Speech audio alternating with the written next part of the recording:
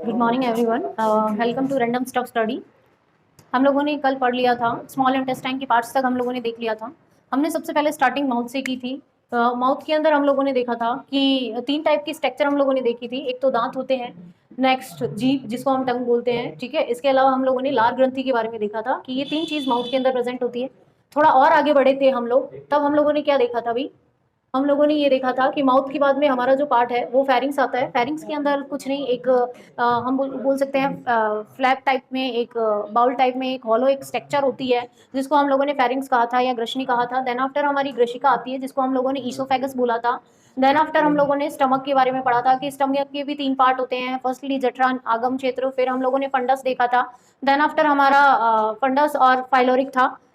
Small intestine के भी हम लोगों ने तीन पार्ट्स देख लिए थे। फर्स्ट पार्ट ड्यूडेनम होता है जो तुम्हारे स्टमक से जुड़ा हुआ होता है, जो तुम्हारे फाइलोरिक जो पार्ट है उससे जुड़ा हुआ होता है। देन आफ्टर जेजुनम होता है जो मिड का पार्ट होता है स्मॉल इंटेस्टाइन के। थर्ड जो पार्ट होता है जो क्षुद्रांत होता है जिसको हम लोग बोल सकते हैं जो लार्ज इंटेस्टाइन से जुड़ा हुआ पार्ट होता है, ठीक है। अब आगे देखना, आज हम लार्ज इंटेस्टाइन के बारे में देखेंगे। लार्ज इंटेस्टाइन के तीन पार्ट्स होते हैं, फर्स्ट होता है सिक्कम, सेकंड कॉलम और थर्ड होता है रेक्टम, ठीक है। सिक्कम को अधनाल बोलते हैं, कॉलन को वेदांत्र बोलते हैं और रेक्टम को मलाशय, ठीक है, कहा जाता है। सुनना भाई, स्मॉल इंटेस्टाइन के जिस पार्ट से लार्ज इंटेस्टाइन का पार्ट जुड़ा होता है वो आइलियम होता है। आइलियम तुम्हारे सिक्कम से ऐड होता है।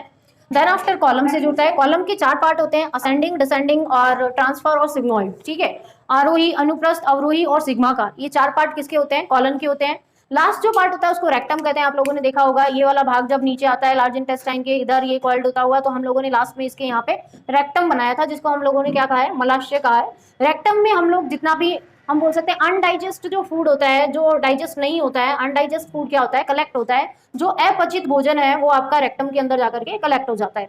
रेक्टम के लास्ट में हम लोगों ने एक एनस पॉइंट देखा था। एनस क्या होता है? गुदा द्वार होता है, ठीक है। गुदा द्वार को एनस कहा जाता है। इसके थ्रू क्या होता है? वेस्ट मटेरियल बॉडी से बाहर निकलता है, ठीक है।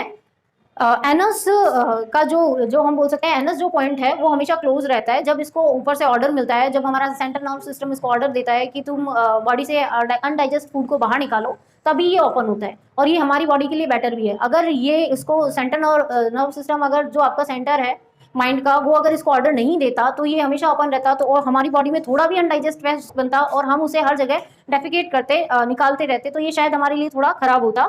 इसलिए एनस जो होता है वो जब हमारा रेक्टम पूरा फुलफिल हो जाता है और एक ऊपर से जब हमारे पास में न्यूज आ जाती है, हम बोल सकते हैं इन्फॉर्मेशन जब हमारा माइंड हमें देता है कि आपको अपनी बॉडी से अनडाइजेस्ट वेस्ट को रिमूव करना है, तब एनस पॉइंट ओपन हो जाता है।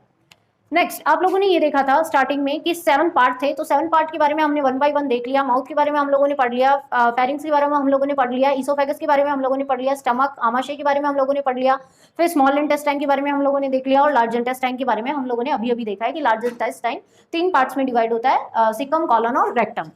अब हम लोग देखेंगे कि डाइजेस्टिव सिस्टम या फिर पाचन तंत्र के अंदर 3 ग्लैंड काम में आती है, ठीक है, जिसमें से हम लोगों ने लार ग्रंथि के बारे में हम लोग पढ़ चुके हैं। लार ग्रंथि तुम्हारे माउथ के अंदर प्रेजेंट होती है, ठीक है, 3 पार्ट्स में प्रेजेंट होती है। फर्स्ट है कर्णपुर, यानी कान के पहले प्रेजेंट होती है। सेकंड अधोजाब, जिसको सब मैंडिबुलर कहते हैं, यानी हम लोग बोल सकते हैं जबड़े के नीचे होती है। थर्ड वाली सबलिंगुअल, जो तुम्हारी जीभ के नीचे होती है, जिसको अधो जिह्वा भी कहते हैं। लार का देखो मेन काम क्या होता है? लार का श्लेष्मा और तुम्हारे खाने को चिकना बनाने का मेन काम होता है। तो ये सैल्वरी ग्लैंड होती है जो ओवरऑल तुम्हारे माउथ के अंदर प्रेजेंट होती है और बहुत सारे एंजाइम सिक्रेट करती है, ठीक है। नेक्स्ट हम अब अग्नाशय पढ़ेंगे, या जिसको हम लोग पैनक्रियाज बोलते हैं, उस ग्लैंड के बारे में पढ़ेंगे।